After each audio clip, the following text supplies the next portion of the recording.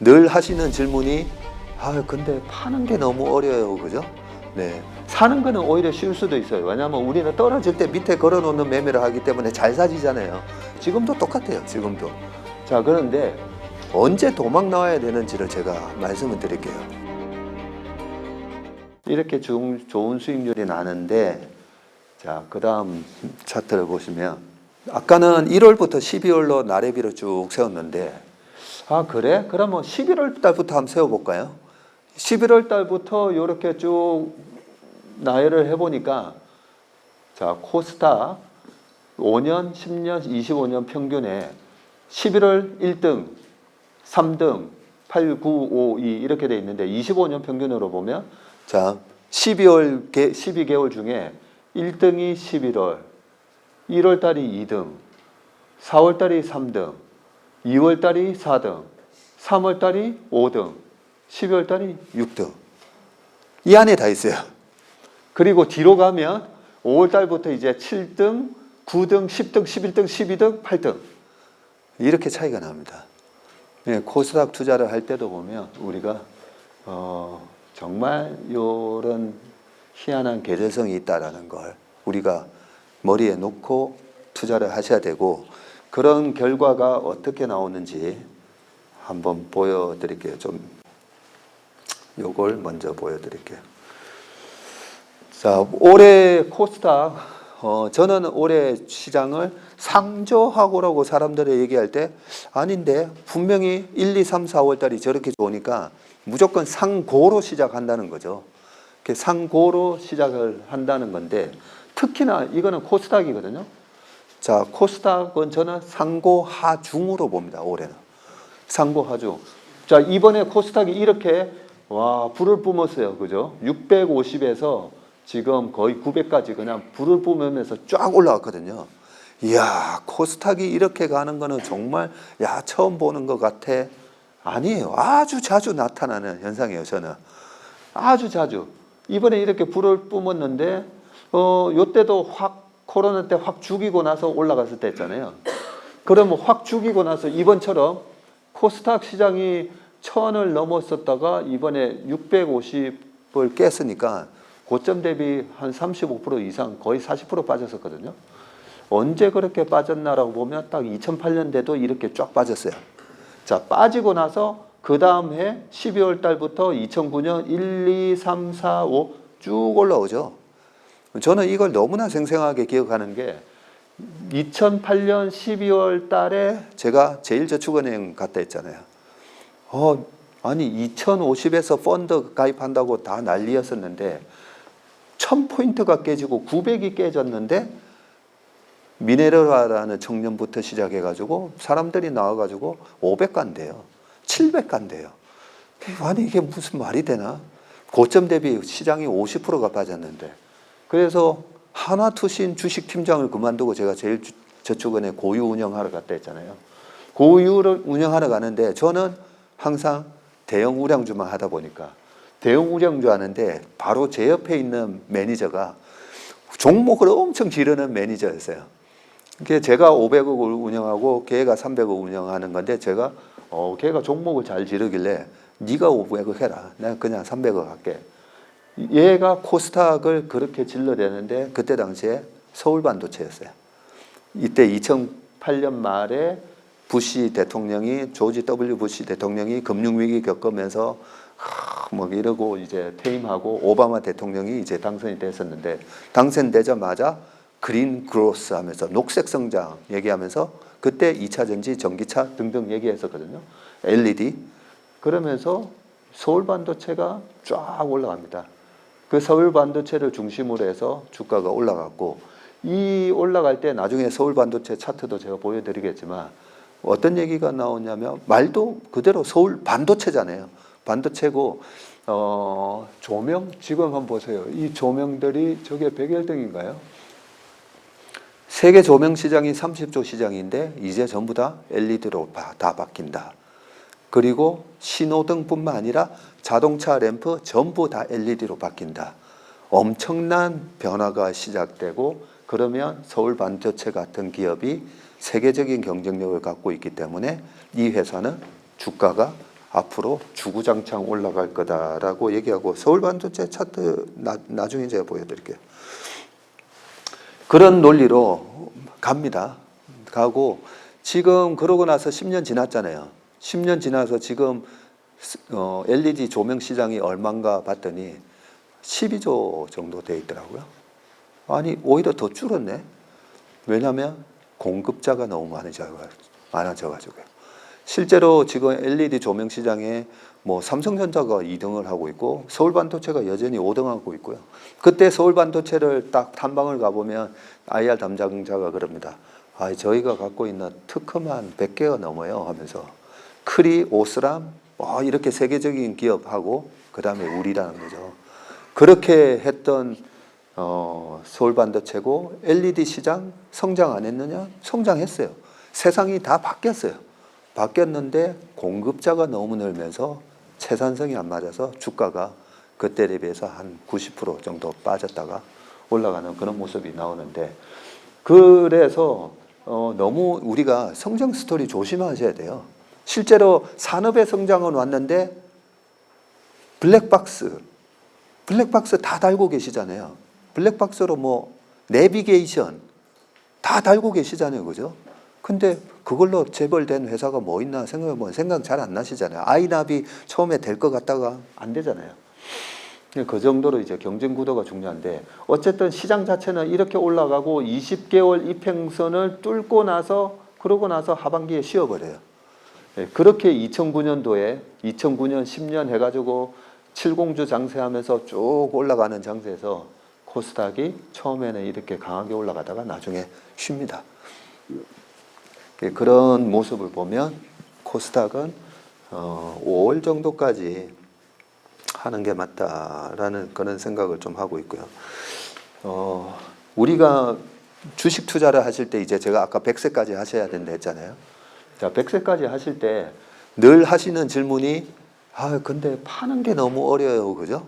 네. 사는 거는 오히려 쉬울 수도 있어요. 왜냐하면 우리는 떨어질 때 밑에 걸어놓는 매매를 하기 때문에 잘 사지잖아요. 삼성전자 그렇게 해서 많이 사셨잖아요. 그죠?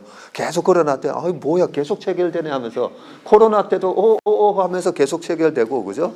예, 그래서 이제 제가 한 번 더 빠진다는 사람들 막 얘기 나올 때 팔지 마세요. 3천 가니까 팔지 마세요 했던 거고 지금도 똑같아요. 지금도. 자, 그런데 언제 도망 나와야 되는지를 제가 말씀을 드릴게요. 고수들은 다 월봉을 봐요. 월봉을. 일봉만 보니까 왔다 갔다 하는 흐름에 헷갈리잖아요. 근데 월봉을 보시면 지금 이거 코스피거든요. 코스피인데도 코로나 때 5개월 이평선을 회복했잖아요. 5개월 이평선을 안 깨요. 그죠? 근데 이걸 일봉으로 보면 요때만 하더라도 이때 9월, 10월 달에 대선 미국 있기 전에 9월, 10월 달에 이제 정말 다 왔다. 이때 실제로 우리나라 헤지펀드 하는 애들 여기서 또 숏 많이 때렸었어요. 그때. 여기서 터지고 또 여기 와서 이제는 정말 고점이다 하면서 때리는데 이 기술적인 지표 되게 그 기본적인 공부가 안 된 선수들이라는 생각을 했는데 5개월 이평선을 타고 올라가잖아요. 그 시장의 주도주들도 보면 이 5개월 이평선을 안 깨고 올라갑니다. 그런데 보세요. 5개월 이평선이 재작년 6월 달에 딱 고점을 치고 나서 깨지죠. 깨지고 나서 5개월 이평선을 제대로 못 뚫어요. 이제 뚫었나 했더니 또 장대 연봉 나면서 했고.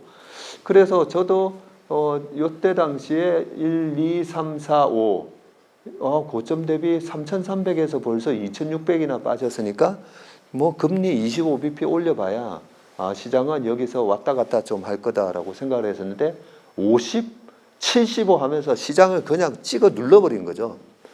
제롬 파월이. 페드가 줄 눌러버리고 그 눌릴 때 항상 보면 페드가 금리를 올리면서 뭔가 거품을 터뜨려 버린다 했잖아요.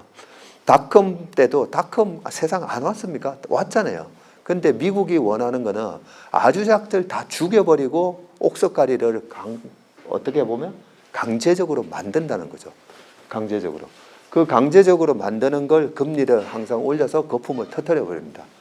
이번에는 뭘 도대체 터뜨리려고 이렇게 금리를 올렸을까? 주가가 이렇게 밀리는 그런 후유증을 감수하고서도 그걸 보면서 제가 그 강영현 이사랑 작년에 식사합시다 해서 제가 이번에는 가상화폐 시장을 죽이는 것 같다라고 저는 그렇게 생각했죠. 그 강 이사는 주식 시장을 죽이는 거다라고 얘기했지만 제가 본 느낌은 이번에는 가상화폐 죽이는 것 같은데 가상화폐 왜 죽이겠어요? 감히 화폐는 달러만 찍어내야지 니네들이 화폐를 찍어내? 그래서 저는 언젠간 죽인다 생각했거든요. 비트코인, 이더리움 이런 거를 메인 제외하고는 이번에 뭐 테라니, 루나니 뭐 이런 거 다 죽여버리잖아요. 지방은행, 이번에 지방은행 중에 왜 하필 실리콘밸리 뱅크였을까? 실리콘밸리. 저희 집사람도 뭐 메타버스 한다고 뭘 한 게 있는데 거기서 이메일이 왔대요. 저희가 이용하던 실리콘밸리 뱅크는 이제 이용하지 않고 이쪽으로 뭐 결제 대금을 넣으세요 하면서 싹 바꾼 이메일 보고 메타버스 세상이니 그다음에 가상화폐 한다는 실리콘밸리의 벤처 기업들이 전부 다 진짜 SBB 은행을 많이 이용하고 있었더라고요. 죽여버려요. 이번에는 가상화폐를 죽이는 그런 금리 인상 사이클이구나. 그렇다면 우리는 주식시장의 우량 기업을 이렇게 페드가 만들어주는 박앤세일에 사는 거죠, 뭐. 그죠?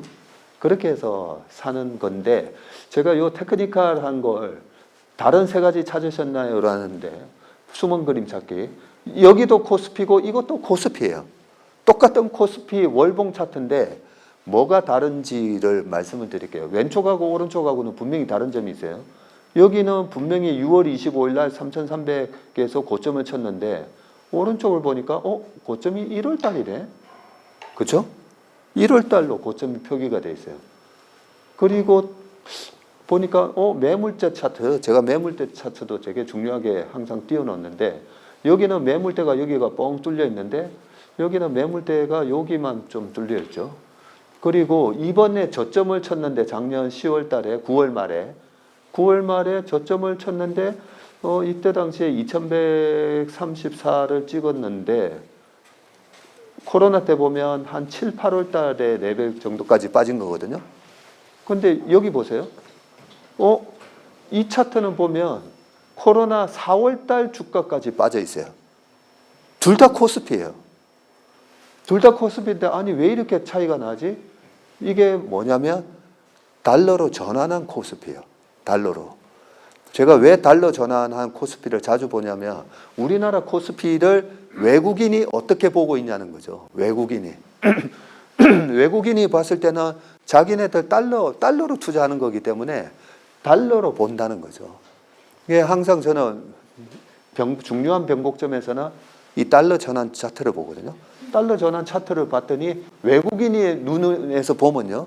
1440원까지 원화 가치가 싸지다 보니까 코스피를 코로나 때 4월달? 코로나 4월달이면 거의 뭐 1600, 1800 수준이잖아요. 그래서 어떻게 보면 강영현 이사가 맞은 거예요. 달러 차트로 보면 우리나라 1800 왔어요, 벌써. 왔어요. 왔는데 코스피로 보니까 아니야, 더 빠져야 돼. 하는데 외국인이 최근에 계속 샀잖아요. 작년 7월 달부터. 한 17조 이상 샀는데 얘네들은 도대체 왜 샀을까? 너무 싼 거예요. 우리나라 코스피 외국인들이 봤을 때는 허접한 나라가 아니잖아요. 일본, 독일, 한국 제조 강국이고 컨텐츠 강국이고 아니 그런 나라의 주가가 한 1800 수준에 와 있는 거예요. 거의 고점 대비 50% 빠졌었어요. 그게 외국인의 이제 매수의 이유다라는 걸 우리가 보시면 되고 전체 시장에서 자 닮은 꼴 이번에는 숨은 그림 찾기가 아니라 이번에 닮은 꼴에서 보시면 지금 코스피가 요 정도 월봉이거든요. 올라 있는데 이것도 역시나 달러 전환을 해서 보는 차트예요.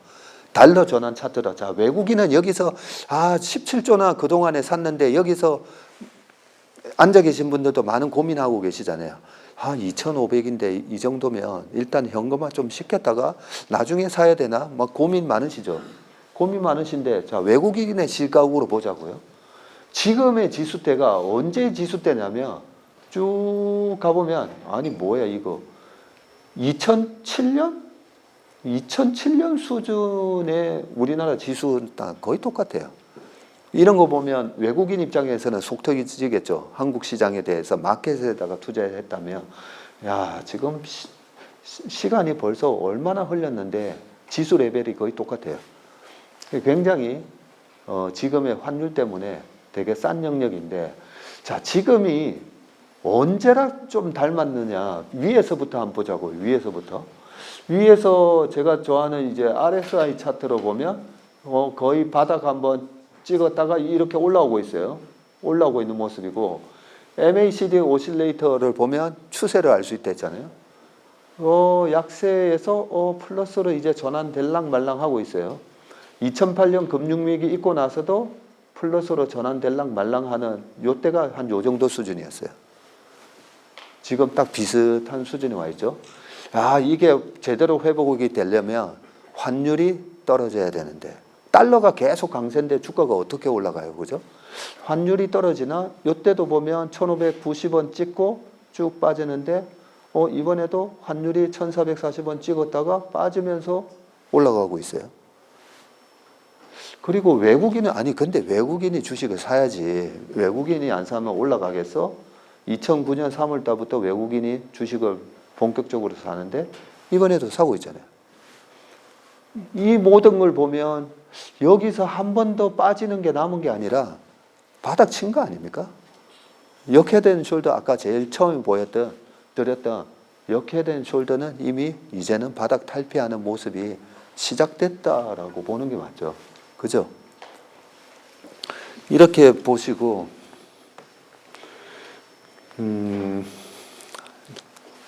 자, 또 이번에는 코스피가 아니라 나스닥을 한번 보자고요.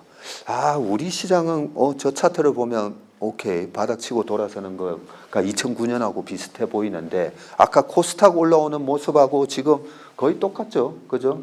여기서 코스닥 올라오는 요 모습하고 요때 지금 올라오는 모습하고도 거의 똑같다고 말씀드렸는데 좀 전에 보셨던 코스피도 여기서 올라오는 모습하고 지금 비슷해요. 자, 이렇게 비슷한데 그럼 미국 시장은 어떨까? 자, 나스닥 작년 1월 7일 날 저희 고객들 분들한테는 저희 카페를 통해 가지고 미국 시장에 이제 거품이 깨지는 게 시작된 것 같습니다라는 말씀을 드렸는데 이 정도까지 이렇게 빠질 줄은 몰랐어요. 이 딱 변곡점에 그래도 제대로 잡긴 잡았는데 이만큼 빠질 줄은 모릅니다. 이거 뭐 어떻게 알겠습니까? 자, 근데 이만큼 빠졌어요. 이게 무슨 차트냐면 나스닥 분기 차트입니다. 분기. 나스닥이 보세요. 한 분기, 두 분기, 세 분기, 네 분기 이렇게 연속 빠진 게 코로나 때 아니에요. 한 분기밖에 안 빠졌어요. 2018년 10월부터 금리 인상 때문에 10월, 11월, 12월 해서 20% 확 빠졌다가 한 분기 끝났어요. 그 전에 2015년 중국 그림자 금융 얘기 때도 한 분기로 끝나고 했는데 언제 이렇게 빠졌냐? 2008년도에 하나, 둘, 셋, 넷, 다섯. 이때 이렇게 많이 빠졌었네. 그죠? 그러면 이렇게 많이 빠졌는데 우리가 중요한 거는 바닥치고 돌아서는 시그널을 알고 싶은 거잖아요. 바닥치고. 자, 바닥치고, 그러면 여러 가지 제가 보는 차트가 있는데 이거는 스토캐스틱 슬로우라는 차트입니다.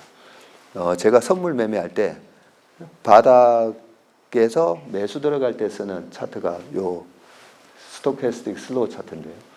보시면, 침체를 보이고 지금 올라오고 있죠.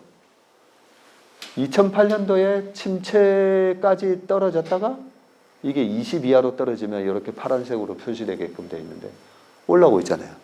나스닥도 보면 지금 딱 요 국면에 와 있잖아요. 요 국면이 어딘가? 여기에. 거의 비슷하지 않습니까? 그래서 제가 왜 이 전문 트레이더를 한 사람들이 왜 기술적 분석을 많이 보냐면 여러 가지 얘기들 예측이나 누가 무슨 말을 하거나 그런 거 아무 상관없어요. 실질적으로 그런 것들을 다 주가는 프라이싱 한다고 그러잖아요. 그래서 이런 악재, 저런 악재, 북한 악재, 무슨 중국 악재 다 반영을 해서 지금의 주가가 나오는데, 그래서 지금은 어떤 국면인가를 보는 게 기술적 지표가 말해주는 의미예요. 보면 지금 이런 모습이에요.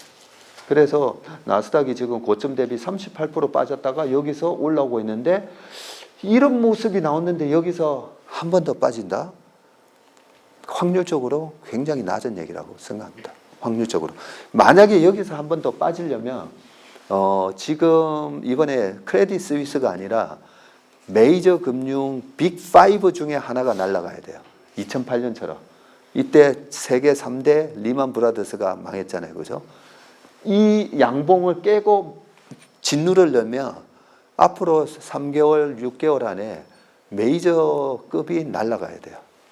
근데 메이저급이 이번에 막 뒤에서 웃고 있잖아요. 지방은행에서 SBB 은행의 고객들이 고스란히 다 큰 은행으로 다 왔잖아요.